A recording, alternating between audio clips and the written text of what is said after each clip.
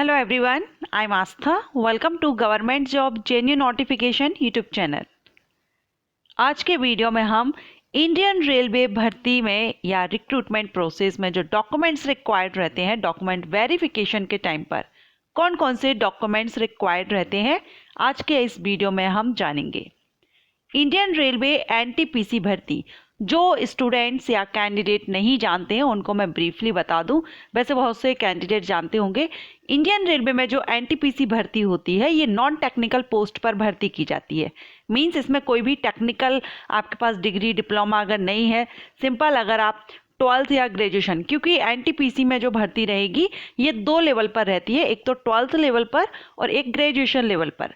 12th level पर कुछ post रहती हैं जिनके लिए आफ्टर 12th स्टूडेंट्स या कैंडिडेट अप्लाई कर सकते हैं, और कुछ पोस्ट एनटीपीसी में ग्रेजुएट लेवल की होती हैं जिन पर आप आफ्टर ग्रेजुएशन अप्लाई कर सकते हैं। सो ये एनटीपीसी की जो पोस्ट है इसमें कोई भी आईटीआई या अदर कोई भी टेक्निकल सर्टिफिकेट या डिप्लोमा रिक्वायर्ड नहीं होता है।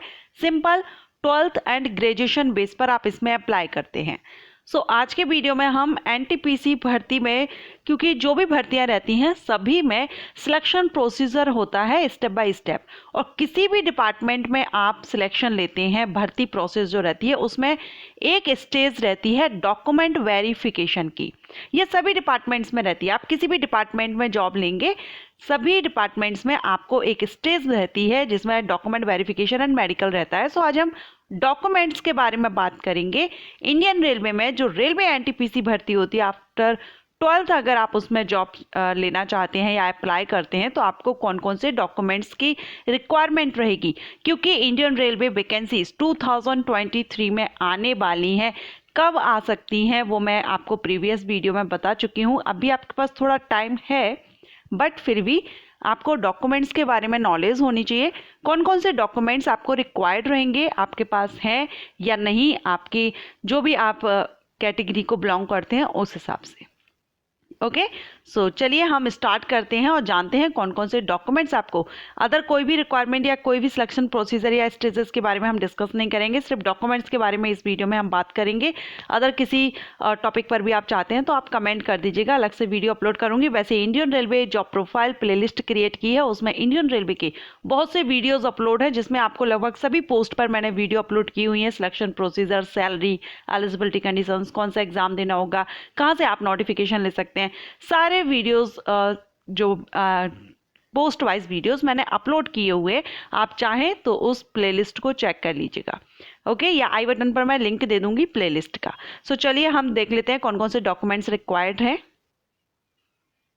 तो देखिए यहाँ पर दिया गया है documents to be brought by candidate, यानी no additional time will be given to candidate not producing their original certificate on date of their document verification and the candidature of such candidate is liable to be cancelled। आपको documents ले जाने होते हैं document verification के time पर। Original documents आपको ले जाने होते हैं, 2 तो आपको कॉपीज ले जानी होती हैं आपके डॉक्यूमेंट्स की, और साथ में आपको ओरिजिनल डॉक्यूमेंट्स भी ले जाने होते हैं। ओके, कॉपीज भी आप लेके जाएंगे एंड ओरिजिनल डॉक्यूमेंट्स भी आप लेके जाएंगे। सेल्फ अटेस्ड जो डॉक्यूमेंट्स हैं वो कॉपीज आप लेके जाएंगे, दोनों तरह से आपको लेके जाना है। ऐसा नहीं है कि आप सिर्फ ओरिजिनल डॉक्यूमेंट्स लेके पहुंचे, कॉपीज भी रहेंगी जो सेल्फ अटेस्ड रहेंगी एंड आपके ओरिजिनल डॉक्यूमेंट्स भी रहेंगे। ओके, अब यहाँ पर हम एक एक करके सारे डॉक्यूमेंट्स देखेंगे। इसमें सबसे पहले है मैट्रिकुलेशन या हाई स्कूल एग्जामिनेशन सर्टिफिकेट और equivalent certificate as proof of date of birth and matriculation qualification. सबसे पहले तो आपको 10th की मार्कशीट लगती है। 10th की मार्कशीट 2 कारण से लगती है।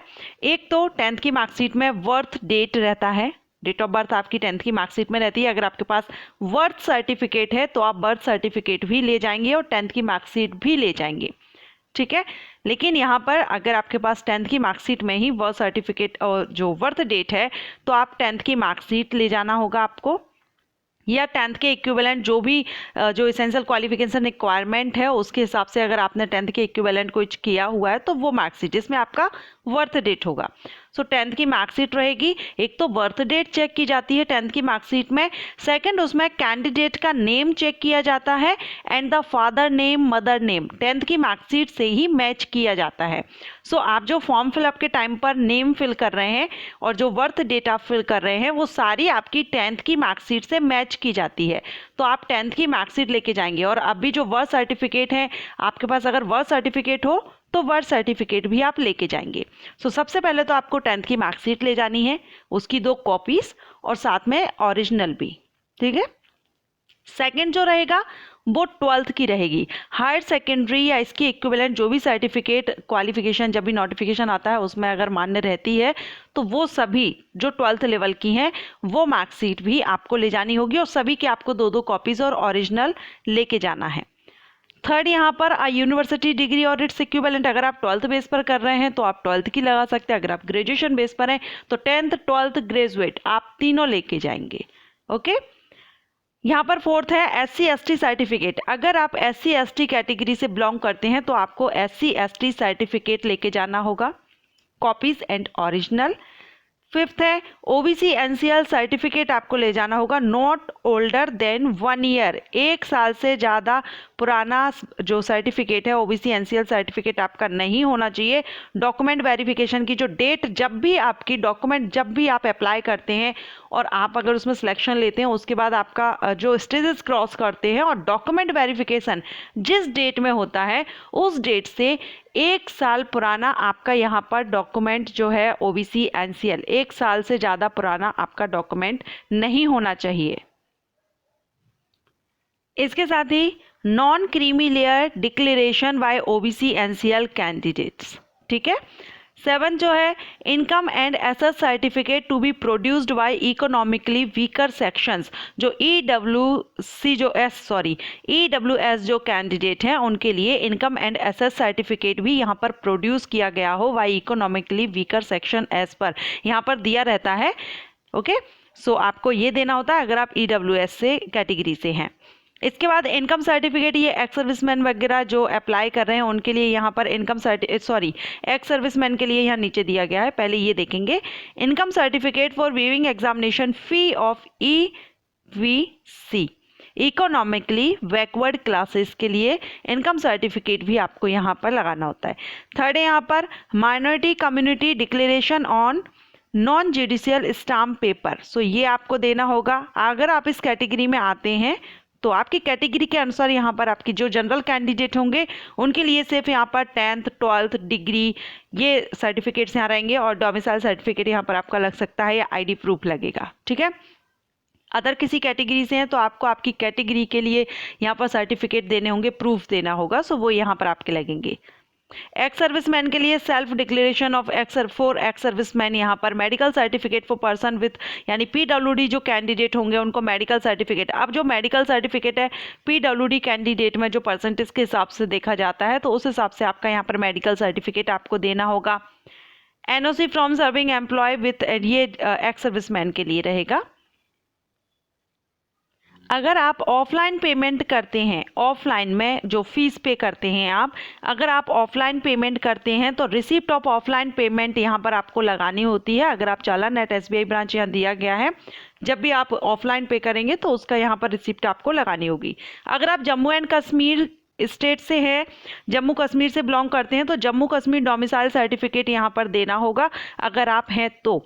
सभी के लिए ये सारे डॉक्यूमेंट्स नहीं है, मैंने आपको पहले ही बताया, आप अपनी कैटेगरी के हिसाब से देखेंगे आपको कौन कौन से डॉक्यूमेंट्स रिक्वायर्ड हैं। जनरल कैंडिडेट के लिए मैंने बता ही दिया है कौन कौन से मेन डॉक्यूमेंट्स रहेंगे। ओके, इसके अलावा ये अदर कैंडिडेट जो कैटेगरी से बिलोंग करते हैं उनके लिए है। जनरल जो कैंडिडेट रहेंगे नॉर्मली उनके लिए जो रिक्वायरमेंट है वो मैंने यहाँ पर बता दिया। अगर हम जनरल कैटेगरीज की बात करें तो इसमें आपको 10th की मार्कशीट, 12th की मार्कशीट एंड आपकी अगर डिग्री आपने की हुई है तो आप डिग्री लगा सकते हैं। इसके अलावा डोमिसाइल वगैरह की तो यहाँ रिक्वायरमेंट नहीं है, ID प्रूफ भी यहाँ पर नहीं रखा गया है। हो सकता है आगे जो वैकेंसीज आए, क्योंकि ये 2019 में नोटिफिकेशन आया था, अब अगर आती हैं तो उस हिसाब से जो भी रिक्वायरमेंट रहती है हम उसमें एक बार बार फिर से क्लियर करेंगे। लेकिन अभी जो डॉक्यूमेंट्स आपको बताए गए हैं, ये डॉक्यूमेंट्स आपको आपकी कैटेगरी के हिसाब से आप देख लीजिएगा। ये डॉक्यूमेंट्स आप जरूर बना के रखिए, इसी साल वैकेंसी आएंगी। अब ये जो 1 ईयर ओल्डर दिया गया है कि 1 साल से ज़्यादा पुराना सर्टिफिकेट नहीं होना चाहिए, ये आपके डॉक्यूमेंट वेरिफिकेशन की डेट से चेक किया जाएगा। डॉक्यूमेंट वेरिफिकेशन किस डेट में है, उससे 1 साल से ज़्यादा पुराना आपका सर्टिफिकेट नहीं होना चाहिए। ओके, सो आशा करती हूँ आपको ये वीडियो पसंद आया हो, हेल्पफुल रहा हो। वीडियो पसंद आया हो तो वीडियो को लाइक कीजिएगा। Thank you.